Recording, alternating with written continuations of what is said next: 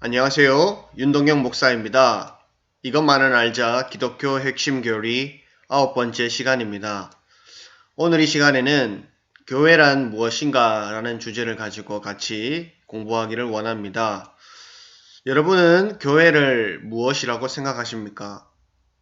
혹시 십자가와 종탑이 걸려있는 빨간 벽돌로 만들어진 그 건물을 교회라고 생각하지는 않으십니까? 엄밀히 말하면 그것은 예배당이지 교회는 아닙니다. 교회는 예배당을 사용할 수 있습니다. 그러나 그 예배당이 교회일 수는 없지요. 그렇다면 교회의 참 의미는 무엇일까요? 오늘 이 시간에는 성경이 말하는 교회의 의미에 대해서 살펴보고 교회에 대해서 바른 이해를 가지고자 합니다. 그래서 이 강의를 통해서 교회를 바르게 이해하고 그 교회를 사랑할 수 있는 우리 모든 성도님들 되셨으면 좋겠습니다. 먼저 오늘 할 공부를 잠시 살펴보겠습니다. 교회란 무엇인가라는 주제를 가지고 살펴볼 텐데 첫 번째로는 교회의 의미, 성경에서 말하는 이 교회라는 이 단어의 의미가 뭔지에 대해서 살펴보고요.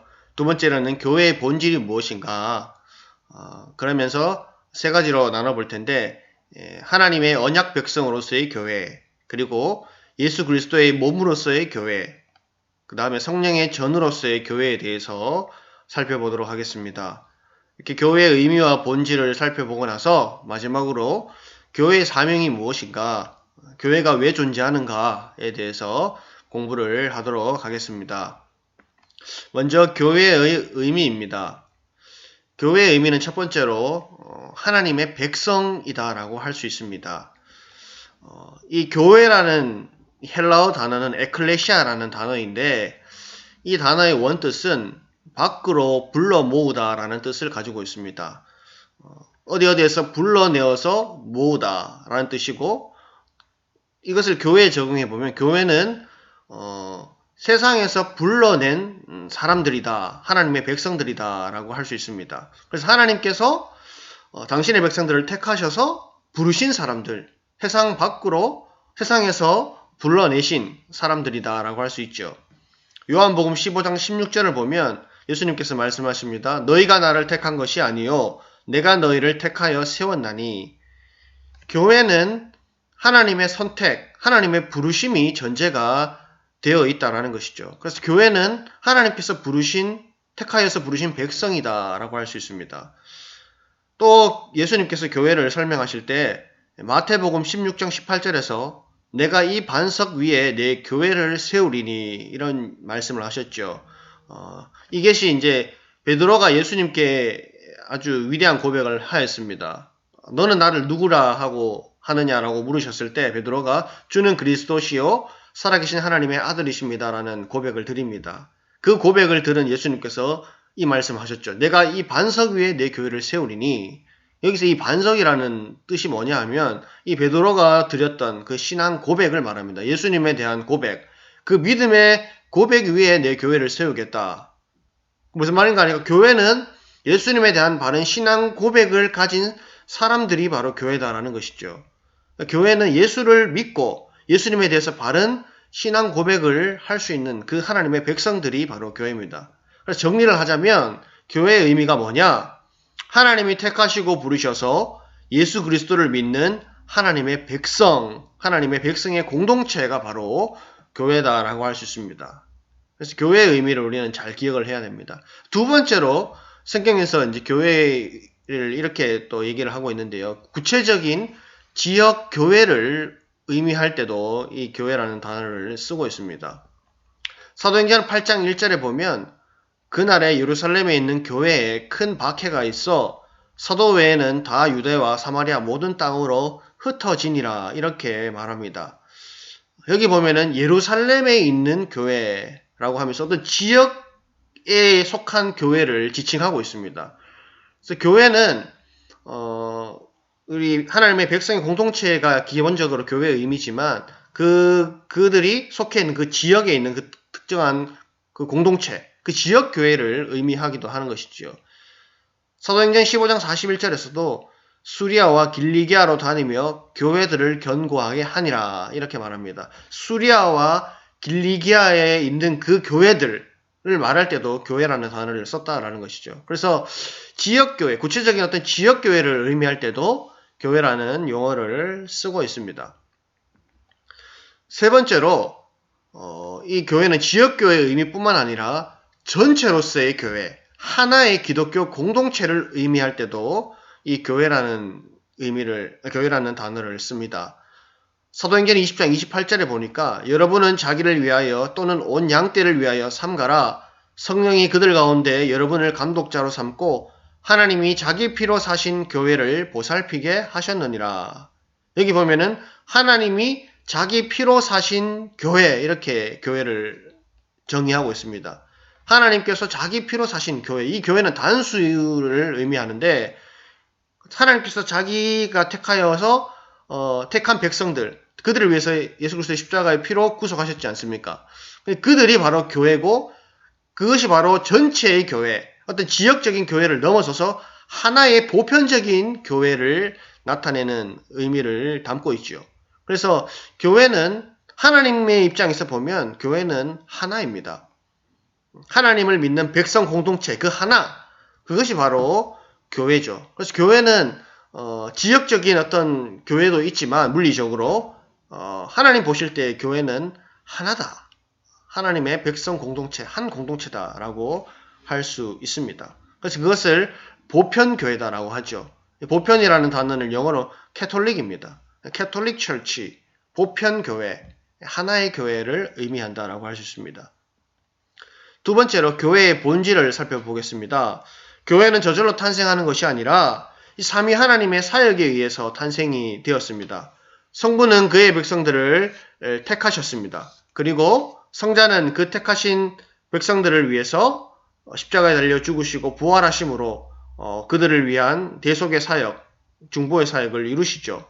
그리고 성령께서는 그들을 불러 모으시고 그들에게 구원을 적용시키시고 하나님 백성 되게 하시고 거룩한 존재로 만들어 가시죠. 이 성부, 성자, 성령께서 당신의 교회를 부르시고 또 세우시고 이끌어 가시는 역할을 하고 있죠. 이 사역들을 통해서 교회가 세워졌습니다. 이 교회는 이처럼 삼위일체론적으로도 이해할 수 있다는 것이죠. 성부, 성자, 성령적인 관점에서, 삼위일체적인 관점에서 교회를 이해할 수 있습니다. 첫 번째로 이 교회는 하나님의 언약 백성입니다. 성부 하나님과 관련해서 이 교회는 하나님이 택하여 부르신 언약 백성입니다.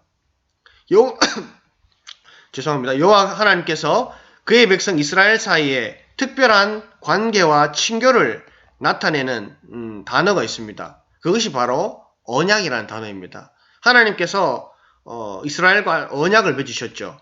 이 언약이라는 것이 하나님과 이스라엘의 특별한 관계, 특별한 어떤 친교를 나타내는 단어입니다. 그 언약의 핵심은 뭐냐?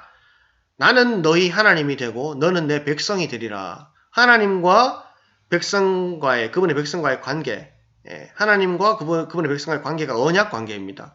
하나님께서 이처럼 이스라엘 백성을 부르시고 그들 특별히 택하셔서 언약 백성으로 세우셨죠.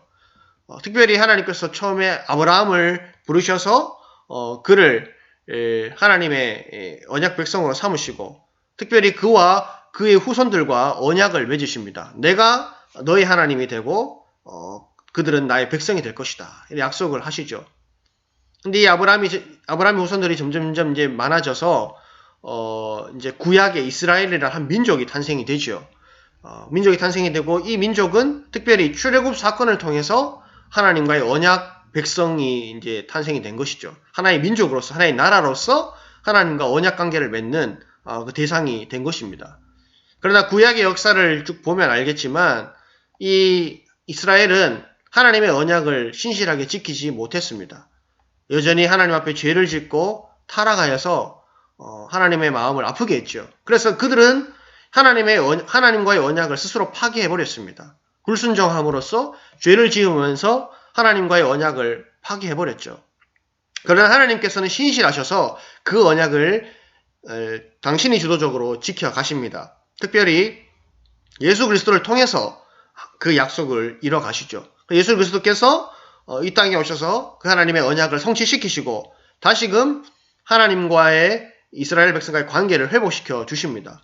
이제는 예수 그리스도로 말미암아서 구약의 이스라엘이 새 이스라엘로 확장이 되죠. 이제는 유대인을 넘어서서 예수 그리스도를 통해서 이방인에게까지 복음이 전파되고 그들도 하나님의 백성이 되는 은혜를 누리게 된 것입니다. 그래서 이제는 예수 그리스도 안에서 새 이스라엘, 하나님 이방인과 유대인을 포함하는 새로운 이스라엘이 탄생되고 이 새 이스라엘이 바로 교회다. 영적으로 아브라함의 자손이 되는 교회가 되는 은혜가 주어지게 된 것입니다. 그래서 우리는 이 새 이스라엘로서 영적으로 아브라함의 자손으로서 예수 그리스도 안에서 하나님과 언약 백성이 된 것입니다. 두 번째로 성자 하나님과의 관계에서 교회는 예수 그리스도의 몸입니다. 교회는 예수 그리스도의 몸이다라는 것이죠. 이것은 굉장히 중요한 의미를 담고 있습니다. 첫 번째로는 예수 그리스도와의 연합입니다. 예수 그리스도께서 교회의 머리가 되시고 교회는 그의 몸이 됩니다. 그래서 머리와 몸이 하나로 연합되어 있듯이 예수 그리스도와 교회는 연합되어 있다라는 것이죠. 에베소서 1장 22절과 23절을 보면 또 만물을 그의 발 아래 복종하게 하시고 그를 만물 위에 교회의 머리로 삼으셨느니라. 교회는 그의 몸이니 만물 안에서 만물을 충만하게 하시는 이의 충만함이니라. 여기서 보면 교회의 머리는 바로 예수 그리스도시죠. 예수 그리스도께서 교회의 머리가 되시고 교회는 그의 몸입니다. 그래서 머리와 몸이 연결되어 있듯이 분리될 수 없듯이 예수 그리스도와 그분의 백성은 머리와 몸으로 연결되어 있고 연합되어 있다라는 것이죠. 두 번째로 이 연합, 예수 그리스도와의 연합의 의미는 또 다른 이제 하나의 유기체로서의 교회, 한몸 공동체로서의 교회의 의미를 가지고 있습니다. 로마서 12장 4절과 5절을 보면 우리가 한 몸에 많은 지체를 가졌으나 모든 지체가 같은 기능을 가진 것은 아니니 이와 같이 우리 많은 사람이 그리스도 안에서 한 몸이 되어 서로 지체가 되었느니라. 교회는 한 몸입니다. 예수 그리스도를 머리로 하는 한 몸. 이 몸 안에는 다양한 지체들이 있습니다. 눈도 있고 코도 있고 입도 있고 귀도 있고 팔도 있고 다리도 있고 다양한 지체들이 있죠. 그러나 이 지체들은 한 몸으로 서로 연결되어 있죠. 마찬가지로 교회 공동체는 한 몸으로서 서로 연결되어 있습니다. 모든 구성원들이 다양한 은사를 가지고 있고 또 서로 다양한 모습들을 하고 있음에도 불구하고 그들은 예수 그리스도를 동일하게 머리로 하는 한 몸 공동체로 서로 한 몸으로 엮여져 있고 묶여져 있다라는 것입니다. 그래서 이 다양성을 인정하되 우리 교회 공동체는 하나다라는 것, 한 몸이다라는 것을 기억을 해야 합니다. 그래서 서로 사랑하고 성령께서 하나 되게 하신 것을 힘써 지켜가야 할 책임이 있는 것이죠. 세 번째로 예수 그리스도의 몸이라는 의미는 예수 그리스도께서 머리가 되어서 교회를 통치하신다는 것이죠. 그리스도의 주권과 통치입니다. 교회의 머리는 바로 예수 그리스도십니다. 그래서 교회의 주인이 바로 예수 그리스도다라는 것이죠. 교회의 주인은 목사도 아니고 장로도 아니고 집사도 권사도 아닙니다. 교회의 주인은 오직 예수 그리스도 한 분밖에 없습니다. 그분의 말씀을 들어야 하고 그분의 통치를 받아야 합니다. 그래서 교회는 오직 그리스도께 순종해야죠. 그분의 말씀에 엎드려야 하고 그분을 주인으로 모시는 공동체가 바로 교회 공동체다라는 것입니다. 그래서 교회 공동체는 그리스도께서 다스리시고 통치하시기 때문에 결코 망하지 않습니다. 세상이 아무리 핍박을 가하고 박해를 가한다 해도 교회는 결코 무너지지 않습니다. 음부의 권세가 이기지 못하리라 하셨죠. 사단도 이 교회 공동체를 무너뜨릴 수 없다는 것이죠. 왜냐하니까 예수 그리스도께서 머리가 되시고 주인 되셔서 통치하시고 다스리시기 때문입니다. 그것이 교회의 권세이고 교회의 능력입니다. 세 번째로 교회의 본질은 성령의 전입니다. 성령 하나님과의 관계에 있어서 교회는 성령의 전이다. 성령께서 거하시는 곳이다. 성령께서 거하신다는 것은 교회가 거룩하게 구별되었다라는 것이죠. 고린도전서 6장 19절 20절을 보면 너희 몸은 너희가 하나님께로부터 받은 바 너희 가운데 계신 성령의 전인 줄을 알지 못하느냐? 너희는 너희 자신의 것이 아니라 값으로 산 것이 되었으니 그런즉 너희 몸으로 하나님께 영광을 돌리라. 너희는 성령의 전이다. 성령 하나님께서 거하시는 전이기 때문에 너희는 거룩한 존재다. 교회는 거룩합니다. 하나님의 부름을 받고 하나님이 거하시는 곳이기 때문에 교회는 거룩하죠. 거룩한 공동체입니다. 거룩한 성도들입니다. 또한 우리는 교회로서 거룩을 지켜가야 하죠. 거룩을 지켜가고 사수해 가야 할, 거룩을 지켜야 할 사명을 가지고 있습니다. 우리는 성령께서 거하시는 곳이기 때문에 죄를 멀리해야 하고 죄와 구별되어야 하고 거룩한 성도로 교회로 세워져 가야 한다는 것이죠. 이것이 성령의 전에라는 교회의 의미고, 교회의 본질을 다시 한번 정리해 보면 삼위일체론적으로 교회는 하나님의 언약 백성이고 또 예수 그리스도의 몸이고 성령의 전이다라는 것. 그래서 교회는 삼위 하나님의 사역으로 탄생이 되었고 삼위 하나님의 인도하심과 다스리심과 통치 가운데 있는 아주 고귀한 존재다라는 것을 기억을 해야 합니다. 다음으로 교회의 사명에 대해서 보겠습니다. 교회의 의미가 무엇인지 또 교회의 본질이 무엇인지 우리가 살펴보았고요. 그렇다면 교회가 존재하는 목적이 뭐고 교회의 사명이 뭔가에 대해서 보겠습니다. 이 교회의 사명은 크게 5가지로 우리가 나눌 수 있는데, 첫 번째로는 교회는 언약 공동체로서 예배의 사명을 가지고 있다는 것입니다. 교회의 사명 중에 가장 중요한 사명이라고 한다면 그것은 바로 예배의 사명입니다. 출애굽기 3장 12절을 보면 하나님이 이르시되 내가 반드시 너와 함께 있으리라.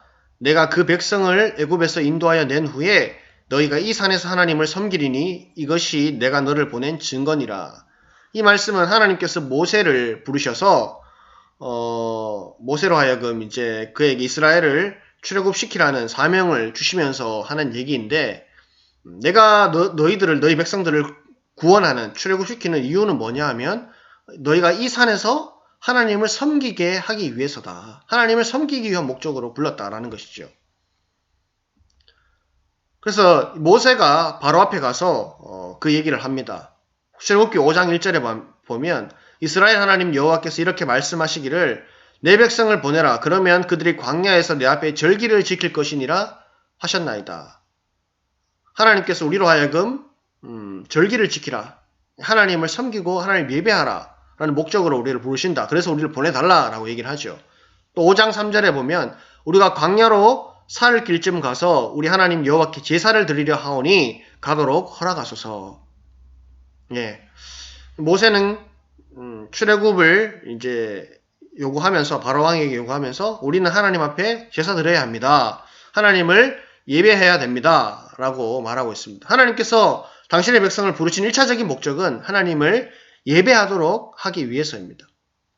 예배가 왜 중요하냐? 예배는 하나님과 하나님 백성 간의 관계이고 교제이기 때문이죠. 예배를 통해서 하나님은 그분의 백성에게 은혜를 베풀어 주시고 또 예배를 통해서 그분의 백성들은 하나님께 마땅한 찬양과 경배와 영광을 돌리게 되는 것이죠. 그래서 예배의 중심은 하나님의 말씀의 선포 그리고 그분의 백성들의 찬양과 감사다라고 할 수 있습니다.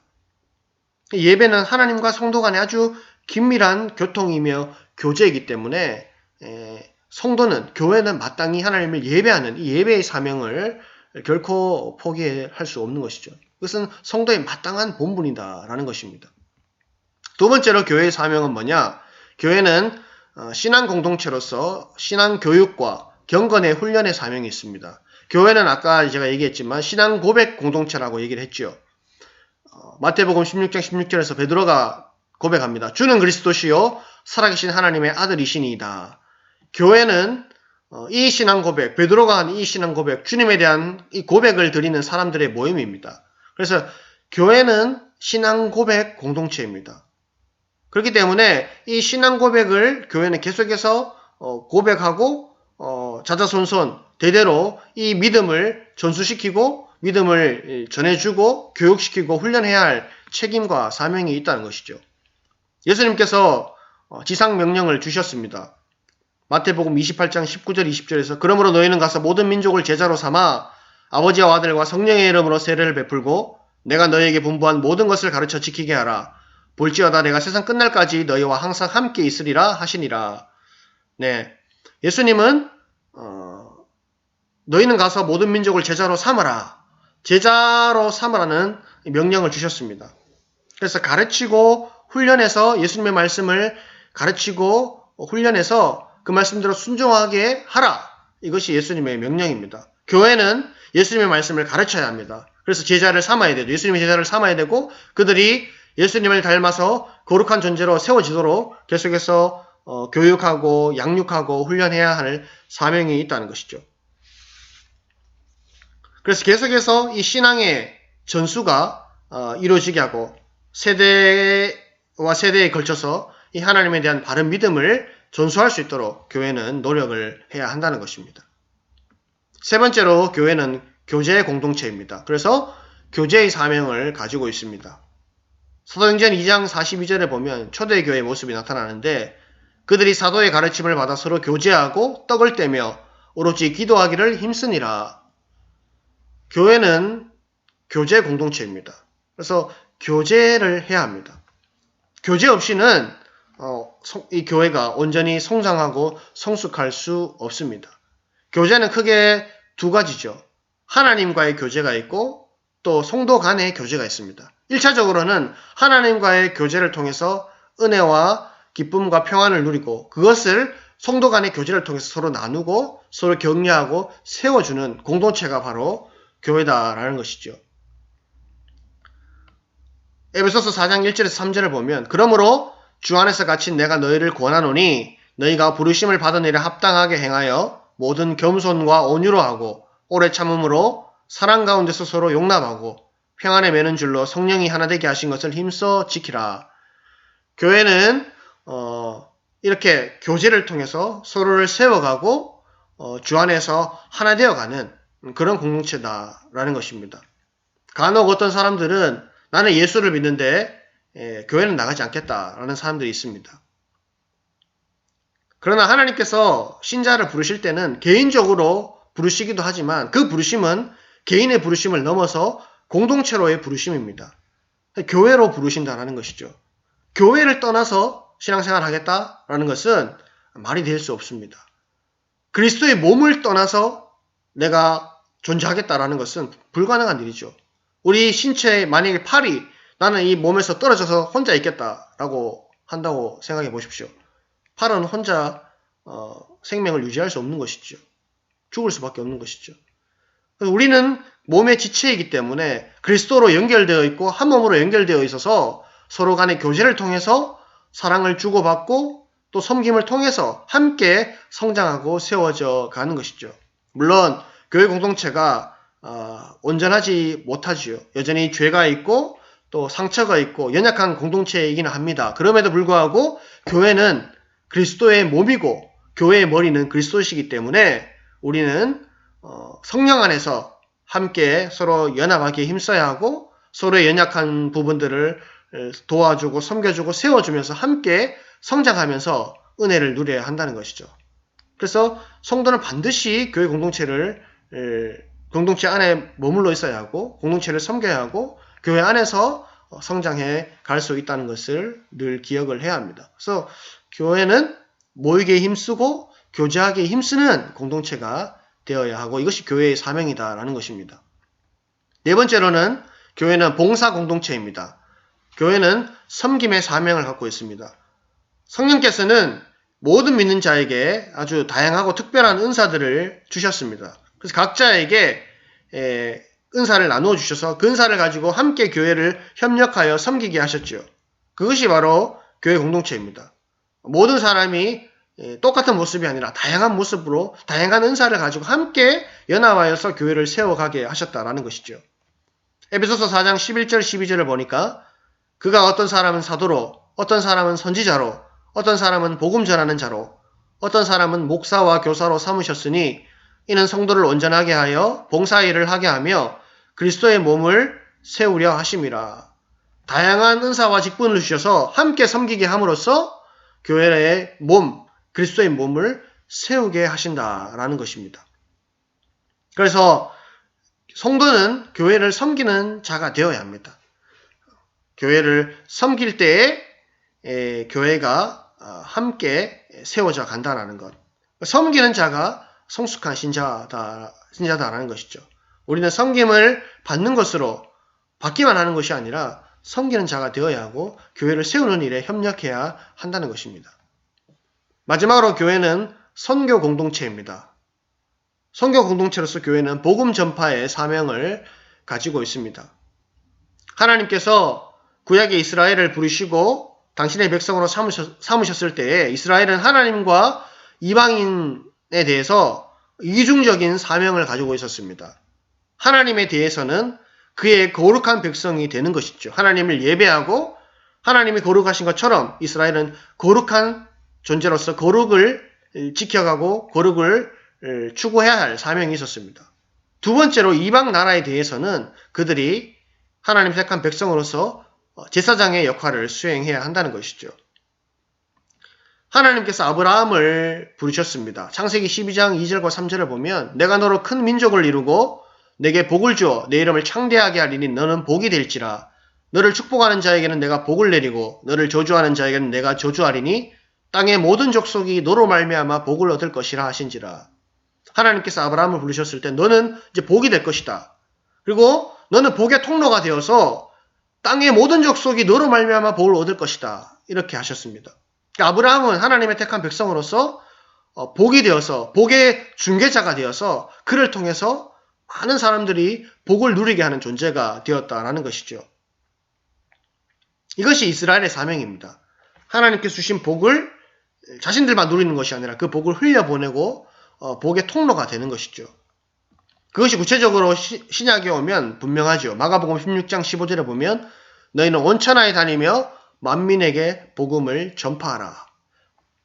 예수 그리스도의 사랑, 예수 그리스도의 구원을 전파하면서 많은 사람들이 그 복을 누리게 하는 것. 그것이 바로 교회의 사명입니다. 복음 전파의 사명을 교회는 가지고 있습니다. 교회는 주님 오실 그때까지 이 복음 전파의 사명, 복의 통로로서 그리스도를 증거하는, 그래서 그들이 하나님의 구원을 누리게 하는 귀한 사명을 가지고 있죠. 그래서 주님 오실 때까지 이 복음을 전하는 사명을 우리는 감당을 해야 합니다. 교회의 사명을 다시 한번 정리하겠습니다. 교회는 언약 공동체로서 예배의 사명을 가지고 있습니다. 그리고 신앙 공동체로서 신앙 교육과 훈련의 사명을 가지고 있습니다. 그리고 세 번째로 교제 공동체로서 교제의 사명을 가지고 있고요. 봉사 공동체로서 섬김의 사명을 가지고 있습니다. 마지막으로 교회는 선교 공동체로서 복음 전파의 사명을 가지고 있습니다. 정리하면 교회는 하나님의 택한 백성, 하나님께서 부르셔서 예수 그리스도를 믿는 하나님의 백성 공동체가 바로 교회라고 했습니다. 교회는 지역교회 형태를 띠고 있고 또 보편적인 하나의 교회, 하나님의 백성 공동체로서 하나의 전체로 하나의 교회의 모습을 가지고 있죠. 교회는 성부 하나님의 언약 백성이고 또 성자 예수 그리스도의 몸이고 성령께서 거하시는 전입니다. 교회는 예수 그리스도께서 주인 되어 머리 되어 다스리시고 성령께서 인도하시는 공동체다라는 것입니다. 그리고 이 교회는 5가지 사명이 있습니다. 예배의 사명, 신앙교육과 훈련의 사명, 교제의 사명, 섬김의 사명, 복음 전파의 사명을 가지고 있습니다. 하나님께서 우리를 부르시고 교회로 부르시고 또 교회 공동체 안에 속하여서 하나님을 예배하고 섬기게 하셨습니다. 우리가 이 교회로서 또 교회 공동체의 일원으로서 이 교회에게 주신 그 사명을 잘 감당할 때에 하나님께 영광이 되고 또 우리가 하나님 주신 놀라운 은혜를 누리게 되는 것이죠. 우리가 이 사명을 기억하면서 우리에게 주신 이 놀라운 은혜를 기억하면서 우리에게 맡겨주신 교회의 사명들을 잘 감당하는 저와 여러분이 다 될 수 있기를 간절히 소망합니다. 이상으로 강의를 마치고요. 다음 시간에 뵙도록 하겠습니다. 감사합니다.